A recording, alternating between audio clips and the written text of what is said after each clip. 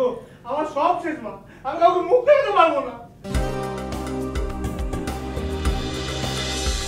কুসুমপুরে খোকাদের বাড়ির উঠোন লাগোয়া বারান্দায় বসে খোকা তার মা কৌশল্যার কাছে অভিযোগ করছে যে কেন মা তাকে বিয়ে দিয়েছে।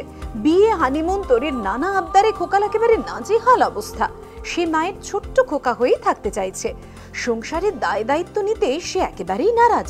তবে কৌশল্যাও খোকাকে বোঝাবার যথাসাধ্য চেষ্টা করছে। ছেলে যে তার নয়নের মণি, তার কষ্ট কি কৌশল্যা সহ্য হয়? অন্যদিকে তরির চোখে জল। খোকার সঙ্গে তার সংসার করার স্বপ্ন কিছুতেই পূরণ হচ্ছে না। মা ছেলের কথা আড়াল থেকে শুনে সে মনে মনে কষ্ট পাচ্ছে। খোকা বাবু, আপনি কখনো আপনার স্ত্রীর কষ্টটা বুঝবেন না। ধারাবাহিক খোকা বাবুর সেটে একদিকে যেমন এরকম নাটকীয় দৃশ্যের শুটিং চলছে, অন্যদিকে আবার বাড়ির পরিবেশকে একটু হালকা করতে আরো দিকে নিয়ে মজার দৃশ্যে দেখা গেল পরেশকে। দিদি কেমন লাগছে? হেভি লাগছে, মনে হচ্ছে যেন মালভূমির ওপর সেটা সবুজ বটগাছ দাঁড়িয়ে আছে, আর সেখানে রাত্রিবেলা পেঁচাগুলো সে বাসা বাঁধে।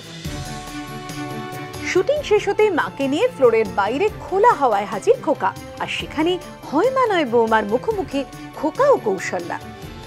কিছুদিন আগে অবধি মা গো আমার মা একটু গানটা করে সুন্দর করে মাকে একটু আদর করে দিলে মা একবারে গলে গিয়ে একবারে খোকার সমস্ত কথা শুনে নিত। আর সেই মা আমার কথা না শুনে তরি দেবীর হয়ে আমাকে সাথে ঝগড়া করছে। তুমি কেন করছো? আচ্ছা আপনারাই বলুন, আমার ছেলে বড় হয়েছে, কিন্তু আমার ছেলে দেখুন মায়ের আঁচলের তলায় থাকলে ভালো লাগে বলুন না দেখি। এত বড় একটা ছেলে হচ্ছে, কিছুতেই বোঝাতে পারছি না।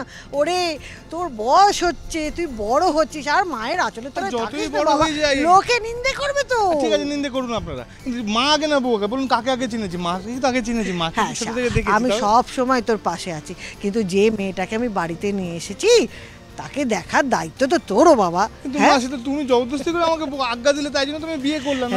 বিয়েটা করতে হবে। আমার অনেক আশা, তুই বিয়ে করেছিস, এবার একটা নাতি নাতনি যা কিছু একটা হোক, এবার সুখে সংসার করি। তোর বাবারও তো তাই ইচ্ছে। হ্যাঁ বল। সিরিয়ালের কথার মাঝে খোকা কৌশল্যার খোলস ছেড়ে বেরিয়ে এলো প্রতীক ও মৌসুমী। আইসক্রিম থেকে ফুচকা সবকিছু নিয়ে জোর আড্ডা চললো দুজনে।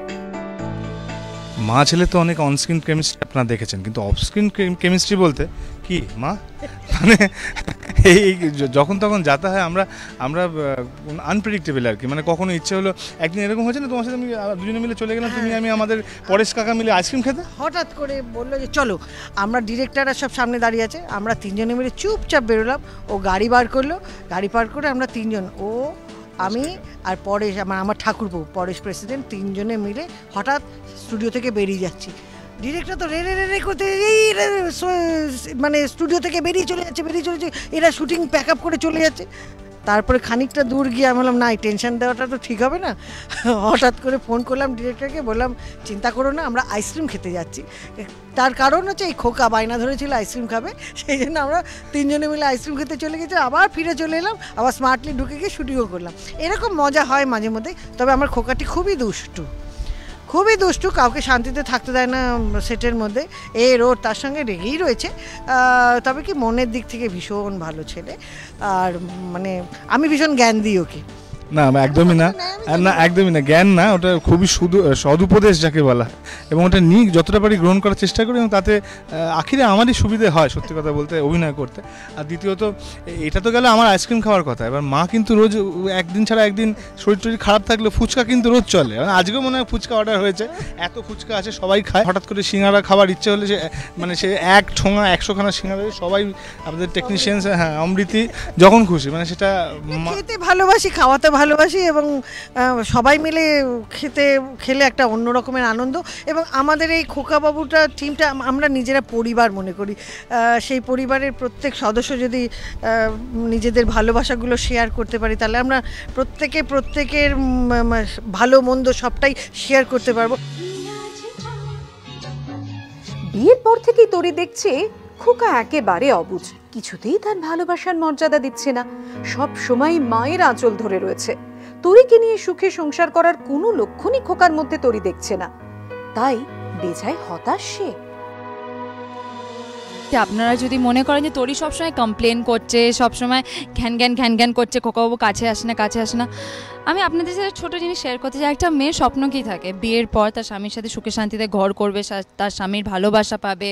আরও বেশি খবর পেতে খোকাবাবুর ফ্লোর থেকে এবং তরি, খোকার বা সবার জীবনের ব্যক্তিগত খবর পেতে আপনারা চোখ রাখুন হয় মা নয় বৌমাতে। বাড়িটা খালি করে দিন।